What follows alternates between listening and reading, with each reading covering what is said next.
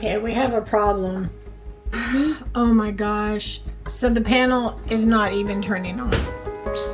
Like it just is going in and out. Oh no. I'm at a loss. We still didn't know what was wrong. Well, good morning. So we are still dealing with the power issue. You don't realize how much you need to have 12-volt power. We cannot, the hot water heater will not work. We have the tankless water heater, and it will not work without the 12-volt system.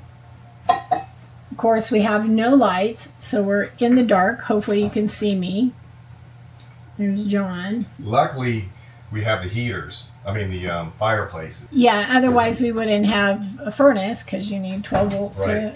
to light it. So we just called the Good Sam. We have the Good Sam, emergency program, but they are not open apparently. We talked to their 24-hour dispatch, but the RV tech is not open until, I guess, it must be 9 o'clock Central Time. So, and it's, only 8 o'clock here Central Time.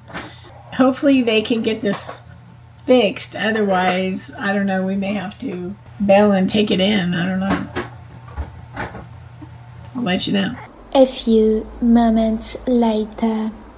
So, what model of RV do you have? It is a 2026 KZ Durango Gold.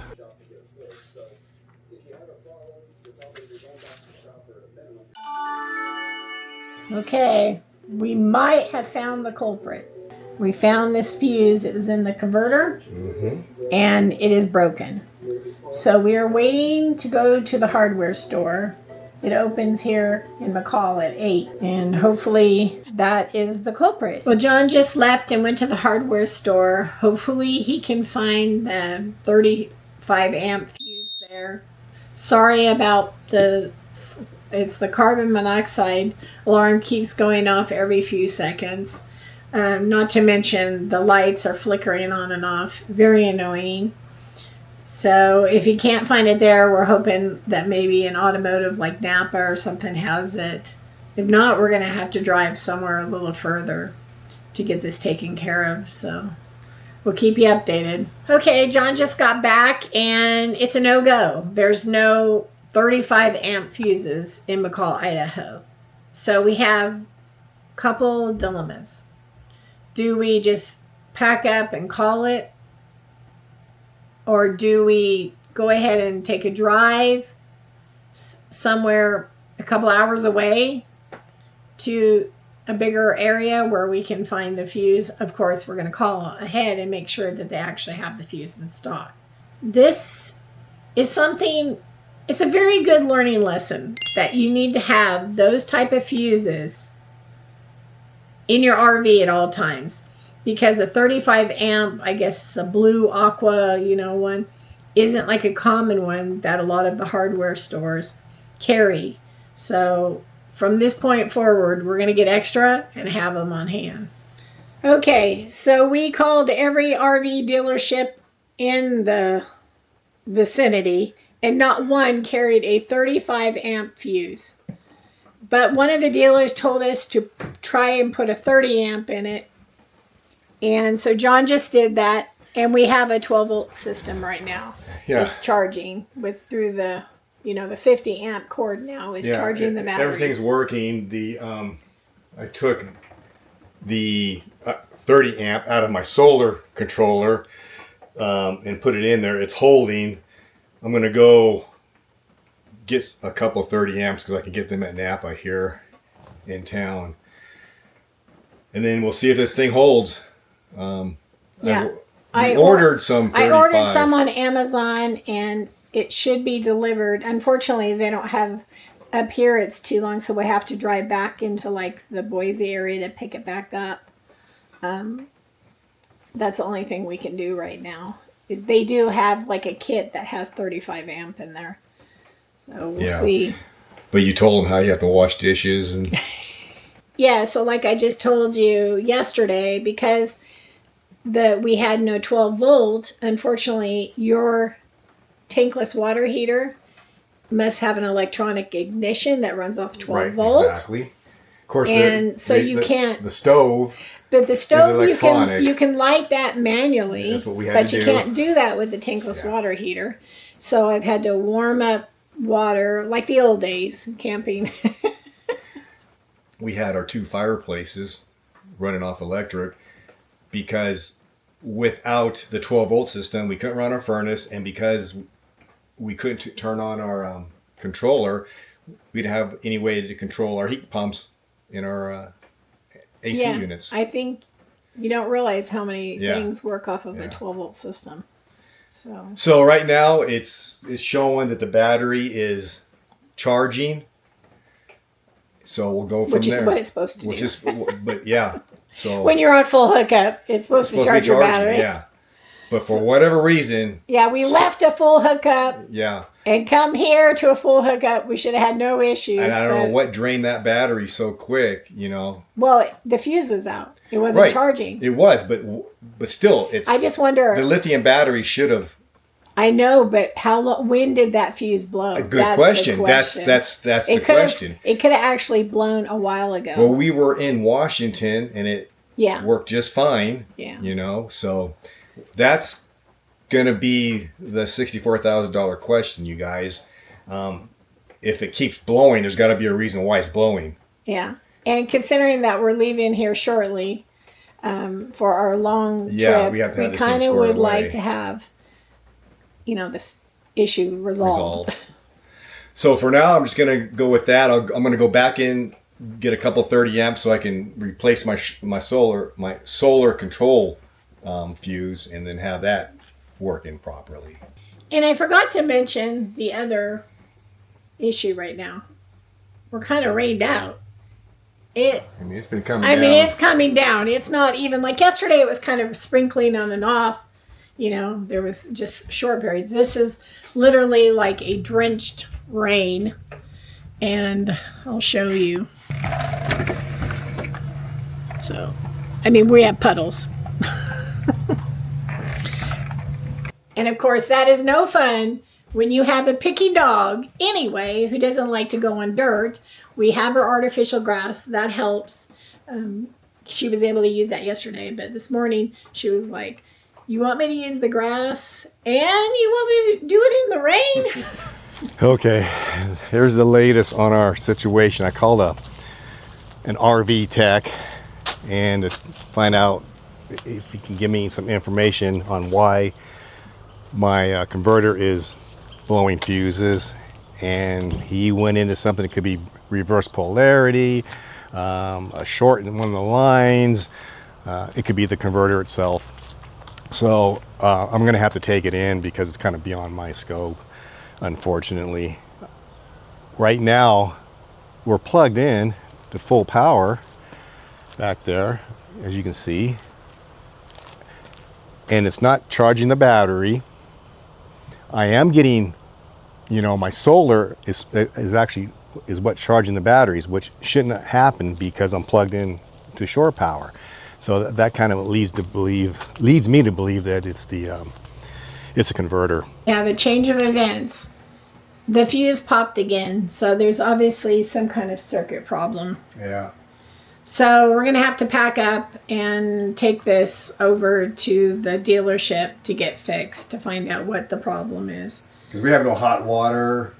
Well, it's not that too. It's we just can't use a lot of our systems. Yeah, and you don't know, there could be, if it's blowing, is there a fire risk or whatever? We definitely don't want to, if there's something wrong, something isn't hooked up correctly or something. So anyway, so we're going to be packing up here and heading back to take this to the dealership to get fixed.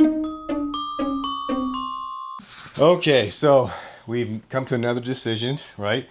We're going to go ahead and stick it out here because we don't have a converter to convert power to our batteries, but we do have the solar charging the batteries. Now our batteries are now full. So basically we are kind of like a hybrid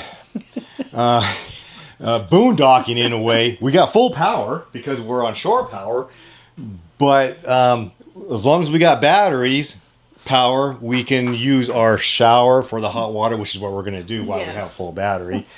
And what else? The lights. I mean, we don't need the furnace. We have the fireplace. Yeah, we have the so we're fireplace. fine with that.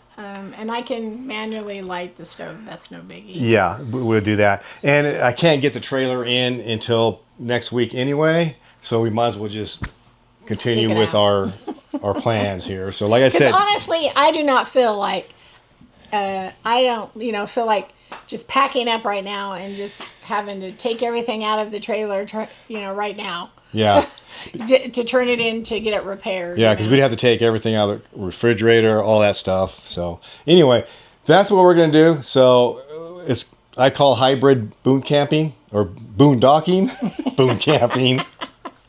But it's been, it's unbelievable, you guys. It's always something. It really is. It shouldn't be brand new trailer. They cost this much money. You expect things to happen, but things like this are not your typical things. Yeah. So I'm kind of hoping that it might just been a bad converter, and maybe or actually just a bad fuse. Yeah. And really, the only way to know is to replace it. Apparently, you can't really. The more research we talked to the RV, you can't really replace it with a 30 amp.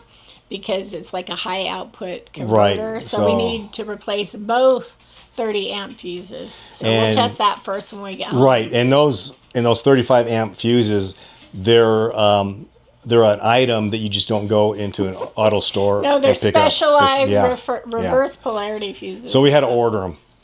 Yeah. Anyway, we're going to try it out. So we're going to continue. So we'll let you know what's going on. Disregard previous plans. Yeah, exactly. Hey, if you guys like this content, stick around. Maybe subscribe, tell a friend. Yeah. Stick around to the end. You might, I don't know. Yeah. We may bail after. Right. Or, who knows. Yeah. So. All right, you guys.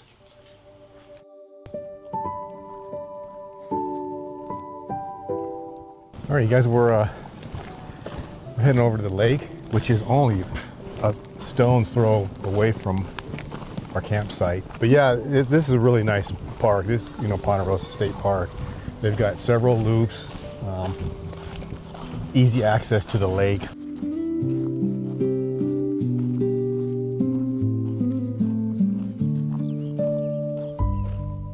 These are cabin rentals. They're pretty cool looking. They're right next to the lake. But what's really odd, it's a Saturday, and there's like hardly anybody here, it seems like, That one has some people. Yeah. But it looks like the rest of them are kind of empty. But yeah, here it is, almost 4th of July. And I got a heavy coat on. It's cold, it's been raining, It's unbelievable.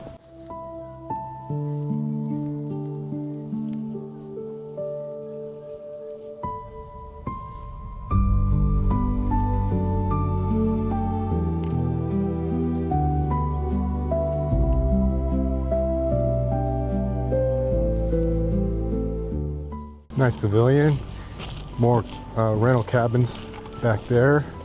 They don't look as cool as the other ones though.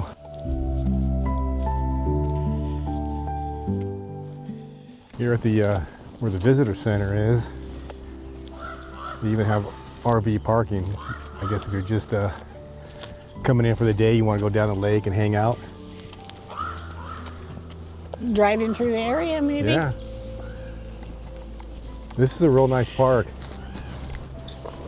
So far, I would have to say it's my favorite Idaho State Park. Yeah. So this is part of the University of Idaho, and it looks like it's like a college for natural resources. It's really cool. They got tents, yurts. I think it'd be a neat place to go to college, don't you? Yeah, it would be really cool.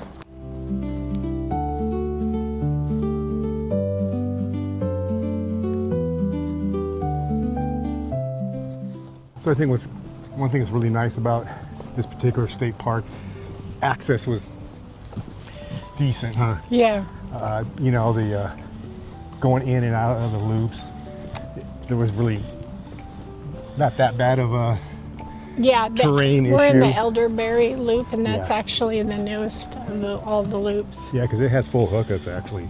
Except for us, we're kind of hybrid See, now. I'm looking, it looks like they have it full hookups. I don't know what loop this is. I'd have to Yeah. look at the map. But as far they as have full navigating hookups. Yeah. the turns and whatnot, pretty easy. You know, I've been to state parks that, you know, anything over 20 foot. And one thing, it's like super quiet over here. Look at this one. It's 223. That's huge. Is that like a double site? This one, Yeah, it's 223. it's hard. There's 2 pedestals on it, so maybe. So I don't know. Come on. Oh. She doesn't know what to do. There's too many. You should see it. Look at, he's breathing really fast. You're so blind. Look. He's getting, look at him getting mad. He's like arguing with me. That's funny. He did not want us near it. That's funny. Seems like a lot of people are leaving on Saturday, you know what? It's not packed. We were just wondering if maybe people are packing up like on a Saturday Because of the rain, maybe? because of the weather, you know? Also, it seems like there's a lot of spots that never got filled. And once again, I'm not sure if that's due to the weather. But for end of June time frame, you would think it'd be a lot more crowded than it is now. I mean, I'm not complaining, you know.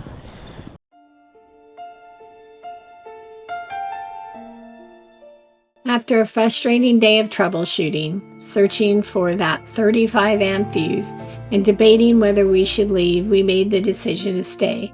At that point, we still didn't know if it was the right choice. Only time would tell.